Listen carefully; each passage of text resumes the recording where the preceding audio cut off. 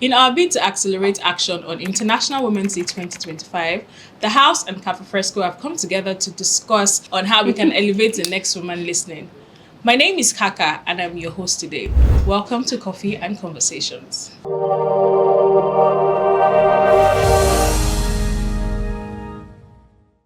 With me here today, I have these two amazing women, and I'll let them do the introduction themselves. Hi, my name is Ayoyinka Abolarin. I'm a momfluencer, content creator, a mom, and yeah. Hi everyone, my name is Foluso Agbaje and I'm an author and I'm very excited to be here today. Oh, thank you. International Women's Day 2025, what does that mean to you? You go first. Ooh, no pressure. Okay, so I would say that to me, it's, I really love the theme this year. The theme, Accelerate Action, is really close to my heart. I feel like with fighting for women's rights and, making sure that we're living the values of International Women's Day, it's more than just a conversation. It's actually thinking about intersectional feminism as well. So looking at the different struggles that different women face every day based on their race, based on where they live, based on disability, based on so many other factors. And it's something that's happened throughout history and even today. So this is something that I'm really passionate about. It's something I touch on in my book, The Parlor Wife, where during the Second World War, women in Nigeria were facing completely different struggles to women anywhere else in the world. And it's something that we're doing now. So I feel like being really intentional about ensuring that we're really accelerating action, we need to make sure that we are being inclusive, not just having a one-size-fits-all approach to feminism. I think that's really important because we all deal with things separately. So what does International Women's Day mean to you? I mean, you basically said it all. The theme, Accelerate Action, is really important because we do need to accelerate these things that we've spoken about for centuries, and these issues of female empowerment, of equality that we've been on for a very long time. So I mean, I think we've done a lot of talking. I don't know about you guys, but I think some of us are tired a little bit. We know what needs to be done, and I think it's important to be done. Yes, and as a mom, I mean, I always look at it from that perspective. What room is society giving for mothers to thrive in motherhood while still being able to be women who thrive in other aspects, because we wear so many hats and we want to be able to be afforded the ability to wear those hats efficiently. Yeah, you guys have basically said everything. I think we go through the theme year and year. What exactly are we doing for women to sort of play a game? Okay. And then so pick one each and then you pick one. Okay. Yeah. Okay. Also pick one. So this is piggybacking off what we just said, or what I just said. How can we ensure that this year's IWD theme becomes more than just a conversation? And I think we already started talking about that. I think we've spoken a lot. I think we all know what needs to be done, and I think we now need to start acting for ourselves, kind of, and not just leaving the action in the hands of men and in the hands of organizations. But I mean, because as women, we're so strong. We have such a unique capability of doing so many things. If we can just come together and rely off of each other's strengths, I think that it would really be able to help us, excel in these things and say, this is what we're taking, this is what we're not taking, this is what needs to be done.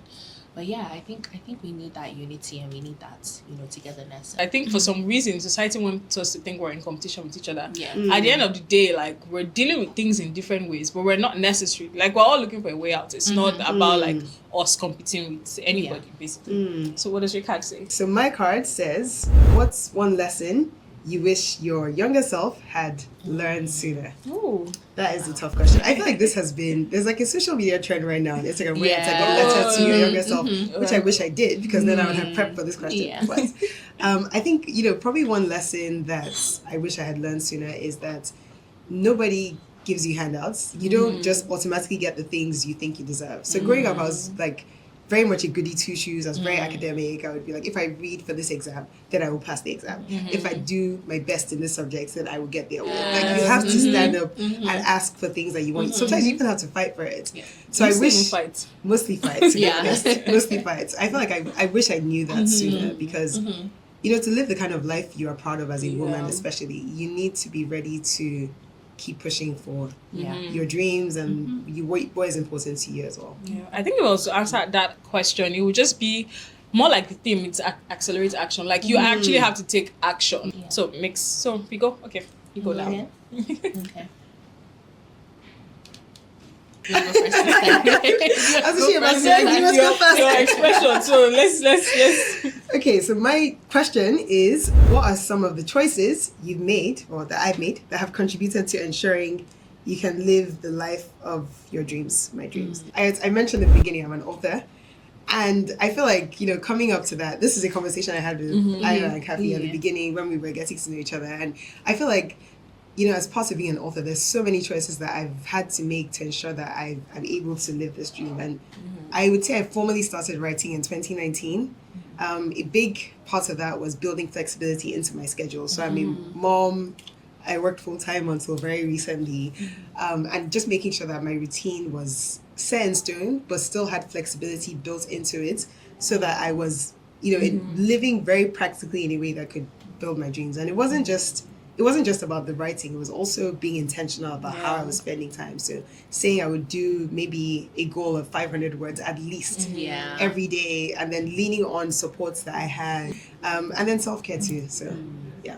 Yeah, so I was saying that, so we live in a social media era where, so many of these young girls are influenced by what's happening online or by what other people are telling them too. So I really hope that, young girls can grow up in a world where their identity is still theirs and not what other people are telling them to be, or it to be rather. And I think we are the ones who are going to set that pace by setting good examples, because I don't believe in, social media and information is out there, so they're going to see it, but what are they going to see? They're going to see us, right? They're going to see the decisions that we have made. They're going to see the things that we fought for. So, and I feel that will be the shoulders that they can kind of stand on, if that makes sense, And as a girl mom, I want my daughter to be strong. I want her to be confident. I always tell her, you are the influence, right? You are the influence. You are going to influence your society. You're going to influence people around you. You're not going to be influenced by what's going on. Because of the world they are also growing up in, because my daughter is very assertive. So I was not as assertive as that. As an adult, I even had to learn to be assertive. But I really just hope that essence and innocence still stays with them, and the assertiveness stays with them along the line. Because I think a lot of us, I don't think we formed our own opinion early on in life. We're actually in society at the end of the day. Exactly. So now we're creating a society for them. So if we do better, then they would have a better experience. Then I agree. So, Okay. So my question is quite similar, actually. What advice would you give to a young girl who feels unseen or unheard? First of all, if that's you, I'm really sorry to hear that. It's not a nice place to be. But my advice would be, if you're feeling unseen or unheard, then you're probably not in the right space. Everybody, every woman, everybody on earth has something very unique that they bring to the table, valuable contributions that, only you can bring. And it means you just haven't found your space or the table where you're supposed to be bringing these conversations to. I would say that, it's very easy as a young girl to want to do what's popular, to want to conform to what society expects of you.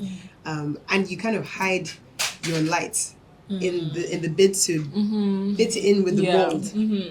So I would say just find your passion, and you will naturally take up space. And your voice will naturally be heard. So that's what that also makes a lot of sense, because even with me, I've always felt like I'm not necessarily like your party girl. I've had eras in my life where it was party, but I've also not necessarily found my own space all the time. So every space I'm probably in, I've had to build and sort of actively find those people who align with it. So it's also more like take action, to be honest, because you're going to be in one space in life, but you honestly have to take action to move on to the next thing that you really want. So again, we accelerate the action. And I wanted to also say that, very briefly, sorry, I was going to say that I also say, you're one of one, right? There's no other you, right? When you know who you are, and then also who you belong to as a Christian, if you're a Christian or whatever religion you believe in, but also, what you're made of, kind of, right? So then you won't be so easily influenced by what's going on, because you know that, okay, this is who I am,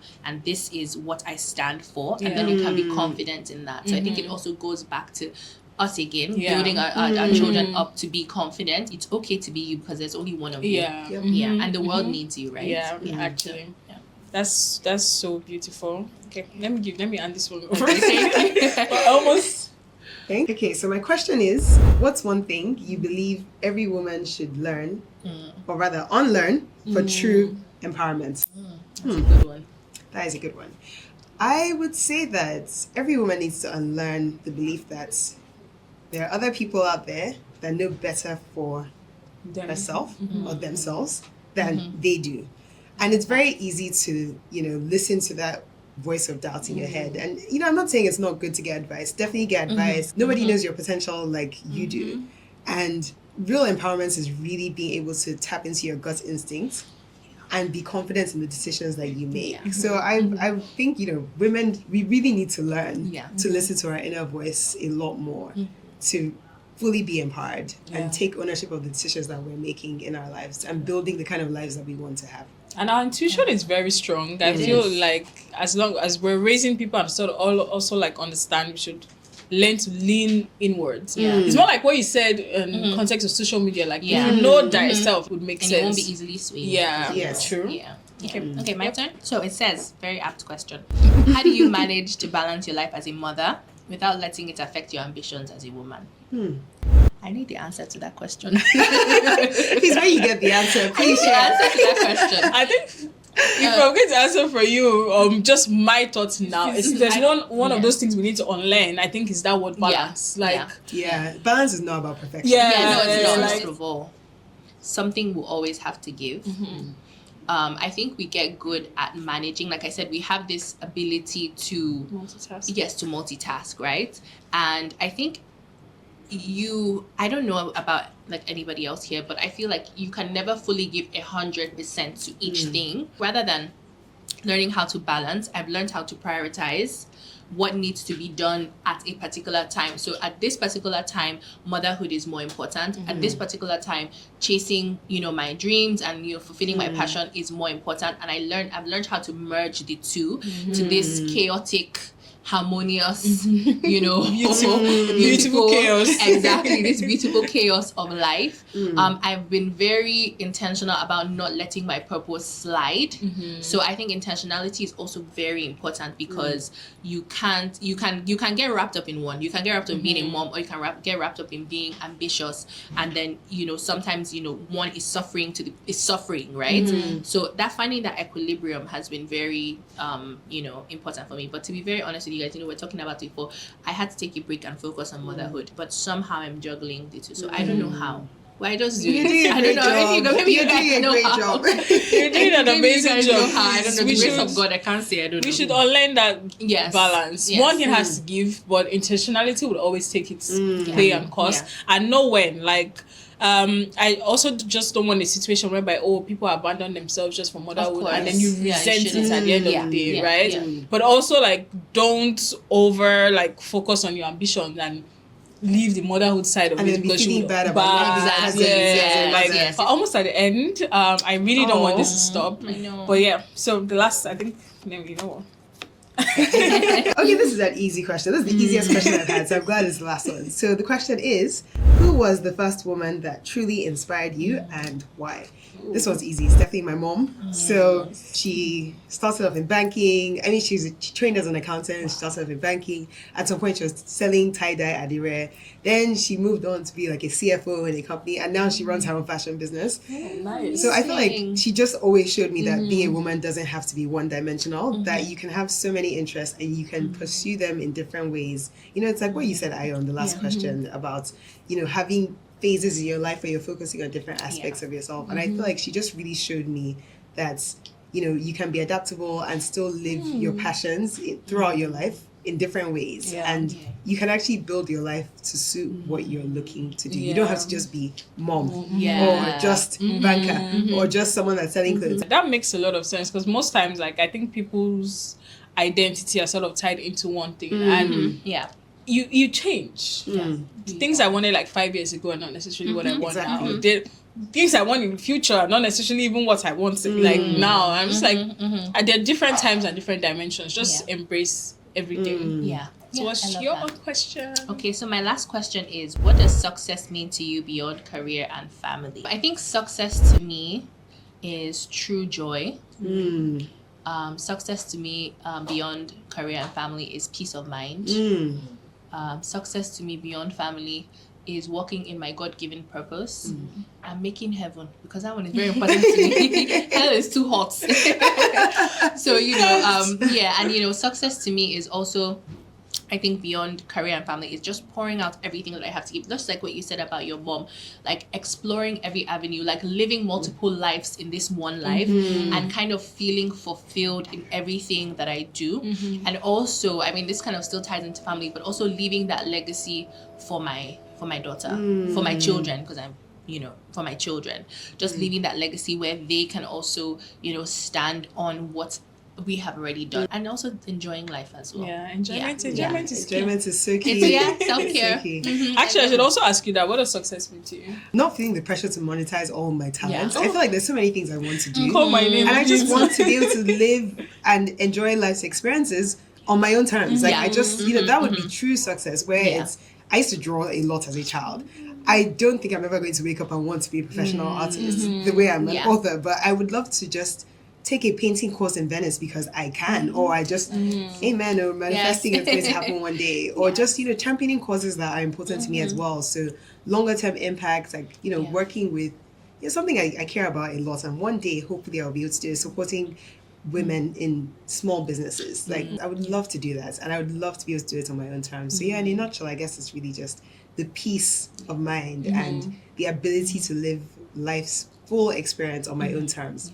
Oh, nice. That's such an amazing way to end today. To everyone who watched us today, I think there are two things I need you to take. Peace of mind is key, and you also have to take action into building and believing in the life that you want for yourself. Until next time, see you. Bye. Bye.